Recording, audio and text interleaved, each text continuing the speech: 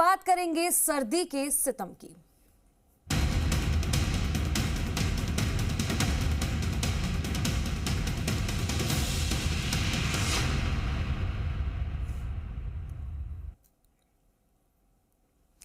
प्रदेश भर के कई जिलों में ठंड से लोग परेशान हैं, सर्द हवाओं से लोग परेशान हैं। कोहरे की वजह से गाड़ियों की रफ्तार धीमी पड़ गई है। रेंग रेंग कर वाहन सड़कों पर दौड़ रहे हैं। लोगों की दिनचर्या प्रभावित हुई है और लोग ठंड से बचने के लिए अलाव का सहारा लेते नजर आ रहे हैं। वहीं माउंट आबू की अगर बात करें तो यहाँ तेज सर्दी का असर देखने को मिल रहा है।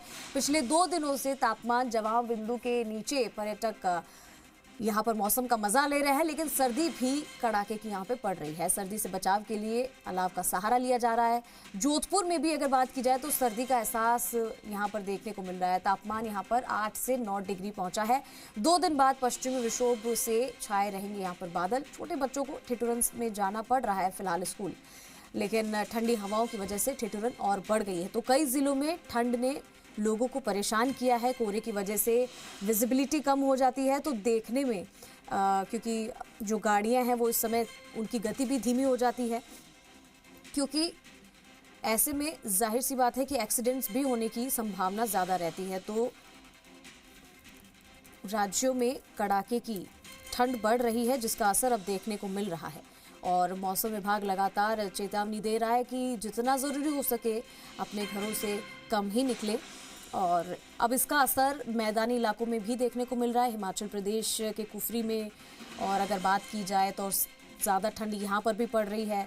ठंडी हवाओं के साथ तेज़ हवाएं चलती है, जिसकी वजह से लोगों को खासा परेशानी का सामना करना पड़ रहा है। बच्चों की अगर बात की जाए तो स्कूल भी उन्हें जाना होता है और ऐसे मौसम में उन्हें स्कूल भेजना भी एक मुसीबत ही है, क्योंकि छोटे बच्चों पर ज़्यादा जो वृद्ध लोग होते हैं उन पर ठंड का असर ज़्यादा देखने को मिलता है। तो ऐसे में पश्चिमी विक्षोभ के चलते लगातार कई जिलों में, कई राज्यों में बादल छाए रहेंगे और कहीं कहीं जगह बारिश की भी संभावना जताई है। तो मौसम से फिलहाल निजात मिलती हुई नहीं नजर आ रही है। राजस्थान के कई हिस्सों में भी तापमान सामान्य से ज़्यादा ही रहा। आपको बता दें कि कश्मीर से भी अधिकतर हिस्सों में बर्फबारी रही, और लेकिन पर्यटकों की, सैलानियों की अगर बात की जाए तो वो इस मौसम का मज़ा ले रहे हैं।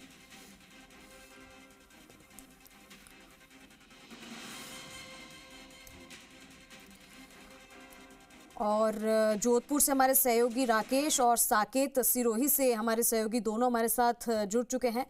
और क्योंकि देखिए लगातार ठंड अपना कहर दिखा रही है, इसको लेकर हम इनसे जानेंगे कि इनके इलाकों में कितनी ठंड है अभी।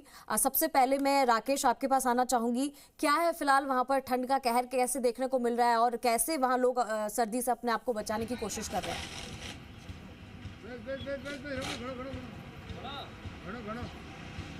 चंद्रश्री, अगर जोधपुर की बात करें तो सूरज नगरी जोधपुर का तापमान भी अब धीरे धीरे रात का तापमान जो है वो 8 से 9 डिग्री तक आने लगा है, लेकिन दिन का तापमान अभी भी 25 डिग्री के आसपास बना रहता है। लेकिन पिछले कुछ 2 दिनों से जो पश्चिमी विक्षोभ का थोड़ा सा आवरण बन रहा है, उस आवरण को देखते हुए अब बादल भी छाने लगे हैं। आप देख सकते हैं कि जोधपुर में जिस तरीके की सर्दी है वो इस समय हम एक खड़ी पे खड़े हैं, वहाँ देख सकते हैं कि जो लोग गर्म कपड़ों का सहारा ले रहे हैं, वहीं अलाव के सहारा लेकर वो इस सर्दी से बचने का प्रयास कर रहे हैं। क्योंकि जिस तरीके से सर्दी बढ़ी है, रात का तापमान जो 8 से 9 डिग्री है, ऐसे में लोगों को ठिठुरन बढ़ी है। सुबह बच्चों को स्कूल जाने में परेशानी होती है। निश्चित तौर पे जिस तरीके से ये अब आप देख सकते हैं कि अलाव जला कर लोग सर्दी से बचाव का सहारा दे रहे हैं, लेकिन जिस तरीके से धीरे धीरे दिन बढ़ता है, दिन बढ़ने के साथ ही तापमान जो है वापस धीरे धीरे गर्म हो जाता है और 25 डिग्री के आसपास दिन का तापमान रहता है। लेकिन कल रात से ही जो है वो सर्द हवाओं का दौर भी अब शुरू हुआ। तो निश्चित तौर पर जिस तरीके से सर्द हवाएं शुरू हुई, तो सर्द हवाओं की वजह से अब जो ठिठुरन और ज़्यादा बढ़ने लगी। हालांकि गर्म कपड़े और अलाव के जरिए और चाय के जरिए लोग अपना बचाव करने का प्रयास जरूर कर रहे हैं, लेकिन कहीं ना कहीं अभी भी सर्दी से उन्हें राहत मिलती कम दिखाई दे रही है। आप देख सकते हैं कि साफ तौर पे कितने लोग यहाँ पे जो है सुबह सुबह जो गरीब होते हैं, वो जो तिहाड़ी मजदूर हैं, वो अपनी मजदूरी के लिए निकलते हैं, लेकिन कहीं ना कहीं उन्हें भी सर्दी का जो एहसास हो रहा है, तो वो सर्दी से बचाव के लिए अलाव का सहारा ले रहे हैं। अलाव के जरिए वो अपने आप को बचाने का प्रयास जरूर करते हैं। लेकिन जिस तरीके से तापमान ठिठुरन बढ़ी है, सर्द हवाएं बढ़ी हैं, उन हवाओं की वजह से अब इस सर्दी से बचने का प्रयास जो है कम कर सकते हैं। हमें यहाँ बात करना चाहेंगे, कुछ लोगों भी खड़े हैं जो किस तरीके की सर्दी का एहसास हो रहा है? बहुत ज़्यादा है सर, एकदम कड़ाके की ठंड है। 7, 7:15, 7:30 हो गई है, फिर भी ठंड लग रही है जोरदार। आप रोजाना सवेरे जल्दी बाहर निकलते हैं? हाँ, सुबह जल्दी सर 5:30 बजे उठता हूँ और ऑफिस आता हूँ। भैया आप मजदूरी करते हैं ना? हाँ, मजदूरी क्या कर। किस तरीके की सर्दी है जोधपुर में? सर्दी बहुत जोरदार है अभी, सर्दी बहुत ज़्यादा। तो आप बचाव के लिए रोज अलाव करते हैं यहाँ पे? हाँ, चलता है, रोज भी चलता है इधर उधर। तो सुना आपने कि बचाव के लिए ये अलाव ही इन लोगों के सहारा बिल्कुल है। राकेश, रोजाना ये सवेरे काम ये की तो मजदूरी के लिए निकलते बड़े हैं, लोगों जरूर की बात हो निकलते गई कि उन्हें कहीं ना भी कहीं देखिए अलाव के इतनी जरिए- कड़ाके की ठंड लग रही है। वो कह रहे हैं कि हम 7:15 के आसपास का समय हो गया और अभी भी कड़ाके की ठंड है। तो इनका ये हाल है तो सोचिए छोटे बच्चों का क्या हाल होता होगा। उन्हें तो स्कूल जाना पड़ता है, ऐसे में कैसी उनके लिए व्यवस्था की गई है फिलहाल अगर बात की जाए तो? क्या स्कूल का टाइमिंग बढ़ाया गया है? चंद्रश्री, जहाँ तक छोटे बच्चों की बात करें तो छोटे बच्चों के लिए जो है फिलहाल व्यवस्थाएं ऐसी बात करें कि हाफ ईयरली एग्जाम चल रहे हैं, तो निश्चित तौर पे जो हाफ ईयरली कुछ बच्चे हाफ ईयरली एग्जाम में सुबह 9 बजे के उनका टाइम है हाफ ईयरली एग्जाम का, तो थोड़ी बहुत उन्हें राहत जरूर मिली। लेकिन जिला प्रशासन ने अभी तक स्कूलों का जो है वो छुट्टियों का जो है अभी शेड्यूल जारी नहीं किया और कहा जा रहा है कि 2-3 दिन बाद स्कूल की संभवतः छुट्टियाँ हो जाएगी, क्योंकि अभी हाफ ईयरली है, हाफ ईयरली के बाद बच्चों के एग्जाम के बाद उनकी छुट्टियाँ भी हो जाएगी। ठीक है राकेश, आपके पास फिर से लौटूंगी। हमारे सहयोगी साकेत सिरोही से भी हमारे साथ लगातार बने हुए हैं। साकेत, वहाँ पे क्या फिलहाल ठंड का कहर देखने को मिल रहा है? कैसी वहाँ पे व्यवस्था है? क्योंकि देखिए कोहरा भी लाजमी है कि इस दरमियान देखने को ज़्यादा मिलता है, विजिबिलिटी भी कम हो जाती है, तो वाहनों को लेकर भी ज़्यादा परेशान, क्योंकि आने जाने में भी लोगों को दिक्कत होती है और सामने का रास्ता दिखता नहीं, और ऐसे में एक्सीडेंट्स होना बहुत ही आम बात हो जाती है। तो इसको लेकर क्या कुछ वहाँ पे व्यवस्था की गई है और कैसे लोग ठंड से बचने की कोशिश कर रहे हैं? राजस्थान का इकलौता हिल स्टेशन माउंट आबू है जो कि सिरोही जिले में है, और यहाँ पर पिछले 3 दिनों से जो तापमान है वो जमा बिंदु से नीचे चल रहा है। सुबह के वक्त यहाँ पर जो खुले स्थान है, जो कारें खड़ी रहती है उनके कांच है, सोलर प्लेटें हैं, नक्की झील में जो नावें खड़ी रहती है उसकी सीटों पर बर्फ की हल्की परत भी देखी जाने लगी है। इस सर्दी से यहाँ पर लोगों की दिनचर्या जरूर प्रभावित हुई है, लेकिन माउंट आबू घूमने आने वाले सैलानी जो है वो इस सर्दी का खासा लुत्फ ले रहे हैं। हाँ, सुबह के वक्त थोड़ा सा कोहरा जरूर बना हुआ रहता है, जिससे जो वाहन चालक है उनको परेशानी होती है।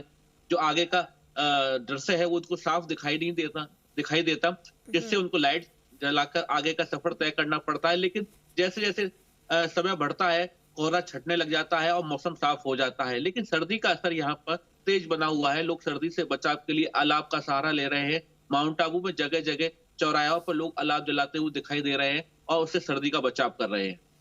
बिल्कुल साकेत, और पिछले 2 दिनों से हम लगातार माउंट आबू को लेकर भी उसके तापमान की और वहाँ पे किस तरीके का मौसम रहा है उसकी जानकारी दे रहे हैं। लगातार पारा लुढ़कता जा रहा है और ऐसे में लेकिन सैलानियों की अगर बात की जाए तो क्योंकि पर्यटक स्थल है तो वहाँ पर ज़्यादा तादाद में फिलहाल सैलानी भी वहाँ पर आ रहे होंगे। ऐसी रौनक भी देखने को मिल रही है या वहाँ पर कम आवाजाही है फिलहाल? जी, आने वाले समय में क्रिसमस का पर्व है, जिसको लेकर माउंट आबू में क्रिसमस की तैयारियां चल रही हैं। होटलों को सजाया जा रहा है, रेस्टोरेंटों को सजाया जा रहा है और सैलानियों के आने का सिलसिला शुरू हो गया है, क्योंकि 25 दिसंबर से 31 तक का जो समय है ये माउंट आबू का सीजनेबल समय है। यहाँ पर बड़ी संख्या में टूरिस्ट देश भर से यहाँ पहुंचते हैं। उसी को लेकर तैयारियां शुरू हो चुकी है और उसी को लेकर पर्यटक भी आना शुरू हो चुके हैं। ठीक है साकेत, बहुत शुक्रिया आपका, और राकेश आपका भी इस तमाम जानकारी के लिए। तो देखिए लगातार हम